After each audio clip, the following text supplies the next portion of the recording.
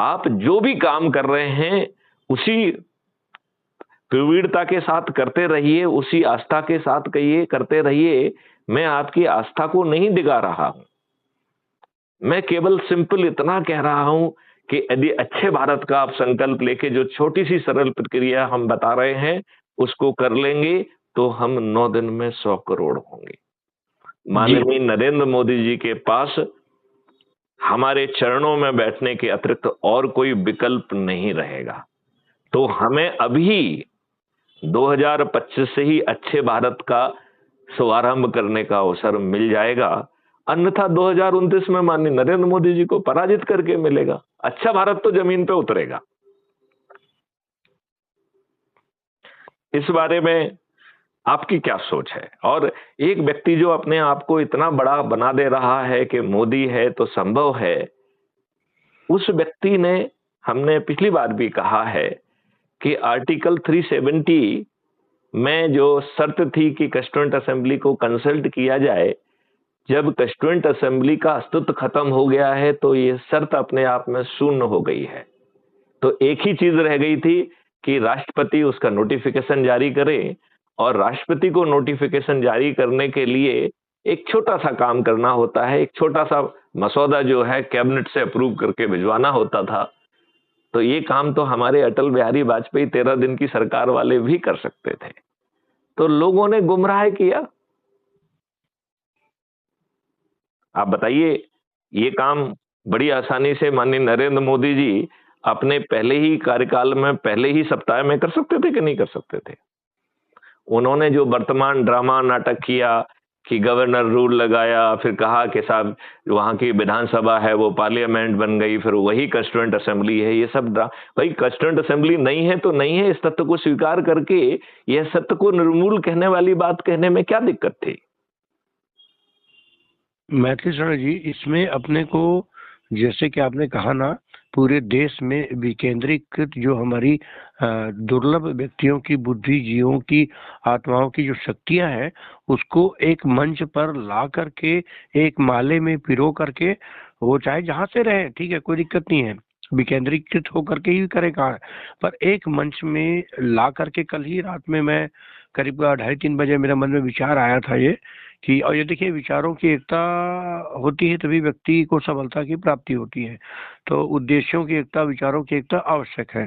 तो इस संदर्भ में जो आप भी जो भी बात आपने रखा, तो इसमें आपके मैं इस बात से पूर्णतः सहमत हूँ कि नए भारत, अच्छे भारत के संदर्भ में हमें पूरे देश से, पूरे विश्व से जितनी भी हमारी सनातन संस्कृति, सनातन धर्म की मान्यताएं हैं, और विशेषकर और भी बुद्धिजीवी वर्ग हैं जो अन्य धर्म के मानने वाले लोग हैं, वो जितने भी बुद्धिजीवी, आपने ठीक कहा है कि किसी अपने को उसे धर्म से, जाति से नहीं जोड़ेंगे, जो बुद्धिजीवी और उच्च आत्माएं हैं, वो सब एक मंच पे इकट्ठे सब आए और अपनी भावनाओं की अभिव्यक्ति करें, और इसको पूरी तरह से ये मीडिया के द्वारा प्रचारित और प्रसारित हो, ये मीडिया वाला मंच हो, ये गुप्त कमरे में, बंद कमरे में, बंद मीटिंग ना हो। मेरी भी इच्छा यही है।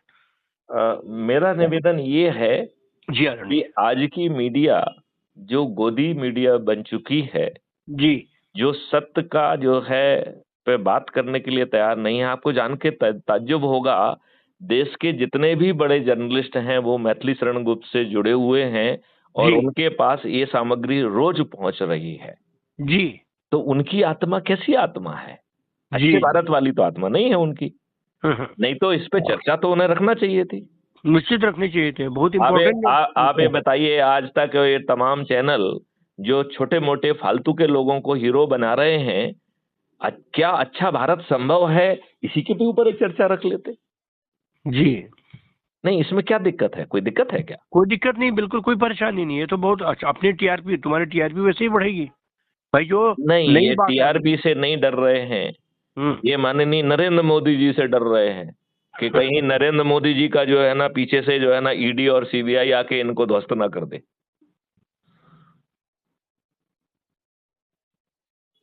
मैं आपको बता रहा हूं, जी, आज लोग बाग डरे हुए हैं। मैं कह रहा हूं, देश के 40 लाख लोग मैथिली शरण गुप्त से इस समय जुड़े हुए हैं, जिनके पास मेरी फीड पहुंच रही है।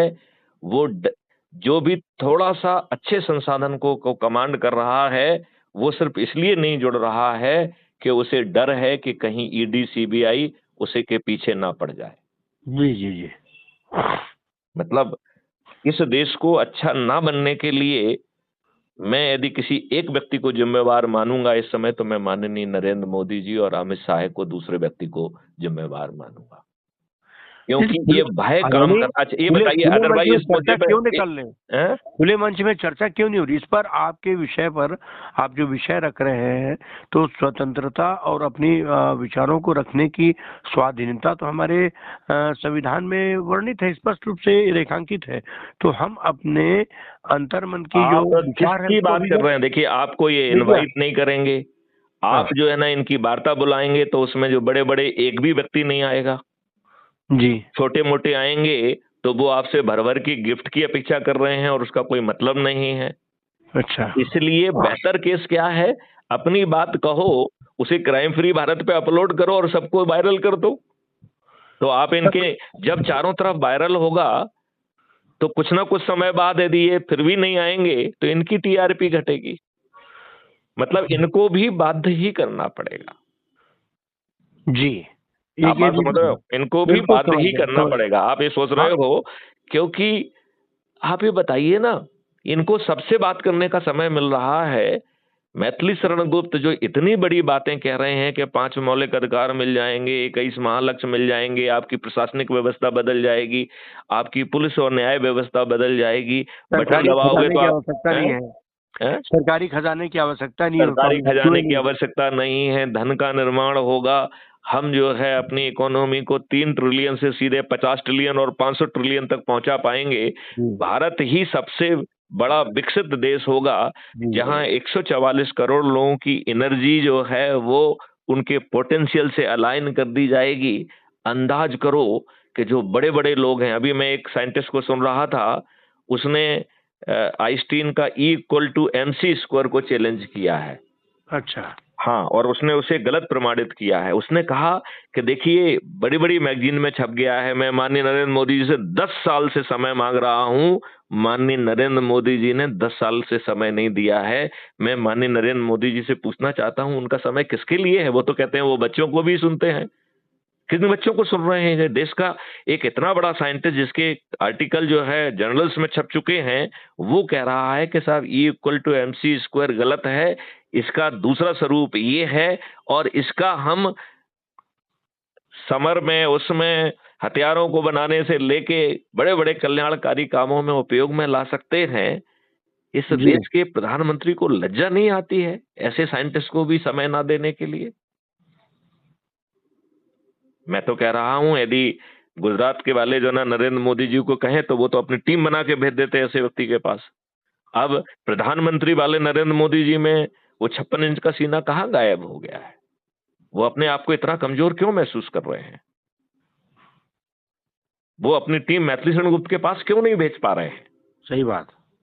नहीं, कुछ नहीं तो यही कहें कि मैथिली शरण गुप्त जी, आपको लज्जा नहीं आती है? आप 7 साल डीजीपी के पद पर रहे हैं, आप जो है इतने मुखरित रहे हैं, आप जो है ना सभी संवेदनशील जगहों पर रहे हैं और वहां पर आपने टेक्नोलॉजी का यूज करके प्रमाणित तरीके से वो किया है। तो अब आपको आपको क्या क्या हो गया है? आप जो है इतने दूषित क्यों हो गए हैं? आप इतनी घटिया बातें क्यों कर रहे हैं? आप देश हित की बातें क्यों नहीं कर रहे हैं? यही कह दो भैया तुम। है? आज तो संतुष्टि के लिए। हाँ, कम से कम यही कह दो कि भैया तुमको क्या हो गया है? तुम सठिया गए हो, 60 साल के क्या ऊपर हो क्या गए। है? हाँ, इतने साल अपनी जिंदगी को दिया आपने सेवा। हाँ। और हाँ, कुछ तो बोलो कम से कम। बहुत आपके अंतर की पीड़ा है, मैं समझ गया। अंतर्मन की पीड़ा है कि कुछ तो तुम जवाब दो भाई, तुम जिस महान पद पे हो। और फिर सबसे बड़ी बात, आप उन्हीं के पक्ष में तो बोल रहे हैं भाई। मोदी तो मुमकिन है, मुमकिन को आप मुमकिन में लाओ ना भाई, कन्वर्ट करो ना उस चीज को। मैं ये कह रहा हूं कि बच्चे की भी यदि सुन रहे हो आप मन की बात। आपके रहते हुए यदि आप अपनी टीम भेज देंगे और वो टीम यदि कोई हमारे मॉडल में खोट निकालेगी तो मैं उतना सुधार कर लूंगा। हाँ हाँ। जी जी जी। मतलब मतलब ये तो नहीं है कि भैया जो हम कह रहे हैं वही करो। हम तो कह रहे हैं कि मैथिली शरण गुप्त आप अपनी बात आपके ऊपर ला देंगे ही नहीं। उसकी समीक्षा करो ना भाई, उसकी आलोचना तो करो। मैथिली शरण गुप्त के जो विचार है उसकी आलोचना करो ना भाई। जो 5 बिंदु उन्होंने रखा है, 12 बिंदु रखा है, उसको उसकी आलोचना की जाए, कीजिए, करके बताइए उसमें कहाँ कमी है, कहाँ गलती है। मैं तो ये कह रहा हूँ इस पर लाइव डिस्कोर्स किया जाए, बस बस मैं चैनल में बैठ के आप अपने विशेषज्ञों को भेजो, हम बैठे और हम उनमें अपने तथ्य प्रस्तुत करें, वो अपनी बात करें, और यदि सब सहमति होती है तो आगे एक टास्क फोर्स बना दिया जाए, और उस टास्क फोर्स में जिन लोगों ने अपना जीवन लगा दिया है उनको यूज करेंगे। फिर जो है सब्जेक्ट एक्सपर्ट्स को जो है ना 15 दिन तक लाइव डिस्कोर्स का मौका देंगे, फिर पब्लिक को जो है ना 45 दिन तक लाइव डिस्कोर्स का मौका देंगे, और फिर माननीय प्रधानमंत्री नरेंद्र मोदी जी सभी मुख्यमंत्रियों को, सभी एमपीज को और एमएलए को पार्लियामेंट और विधानसभा के बाहर 15 दिन मौका मिलेगा। फिर जो है वो पका के हम आपको फिर पार्लियामेंट में ले जाने की बात कर रहे हैं जी। तो हम तो ये कह ही नहीं रहे हैं कि आप मेरी बात ग्राह्य करो। जितना जो है समुद्र का मंथन होगा ये उतना चमकेगा, ये मॉडल उतना रिफाइन हो जाएगा। हर किसी का छोटा छोटा व्यू आएगा, उस व्यू से जब इसको चमकाएंगे तो इसकी चमक से तो विश्व जो है ना चमत्कृत होगा। जी जी, निश्चित तौर पे। जी। तो अब डॉक्टर आदित्य जी मुझे ये बताइए, आपकी क्या भूमिका रहने वाली है जिससे इसे गति मिल सके? मुझे लगता है सबसे पहला काम हमें करना चाहिए, आरएसएस के जितने भी संगठन हैं जी। उन संगठन की सूची बनाई जाए, उनके जो शीर्ष स्तर के लोग हैं उनकी सूची बनाई जाए, और उन्हें अपने एक्सक्लूसिव ग्रुप में आप जोड़िए। जी आदरणीय, वही कार्य चल रहा है। फिर एक एक व्यक्ति से जो है ना बात की जाए, और मैं लिंक भेज दूंगा। हमारे पास अपने ही यूट्यूब